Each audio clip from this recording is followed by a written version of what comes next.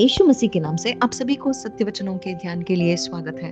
फरीसी धर्मी बनना चाहते थे और उनके नियम के पालन के द्वारा वे नियम पालन करते थे और दूसरों को भी नियम पालन करने के लिए वे उत्सुकित करते थे। और यीशु मसीह उनके सामने भोजन के लिए बिना स्नान के वहां पर बैठे थे।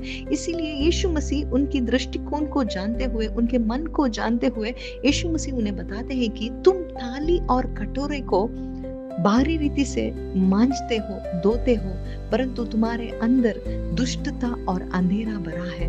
यानी यीशु मसीह उनके अंतरंग में जानते थे। वे केवल नियम पालन, केवल धर्मी बनने के लिए कर रहे थे, परंतु पौलुस हमें बताते हैं कि इस सुसमाचार के लिए मैं लज्जता नहीं, क्योंकि यही सभी लोगों को धर्मी बनाने वाला परमेश्वर के ये एक ताकत है। यानी इस सुसमाचार में सबके लिए, यानी फरीसियों को और जो कोई भी इस सुसमाचार से विश्वास करता है वही उद्धार पा सकता है, यानी वो धर्मी बन सकता है। हमारी धार्मिकता यानी हमारे नियम पालन करने के द्वारा, यानी हमारी प्रार्थना, उपवास और दान धर्म सब कुछ से हम धर्मी नहीं बन सकते। एक ही व्यक्ति यानी यीशु मसीह के द्वारा ही हम सभी धर्मी बन चुके हैं, क्योंकि यीशु मसीह इस संसार में धर्मी बनकर जिए। उसके धर्म के कारण ही आज हम उनसे विश्वास रखने से ही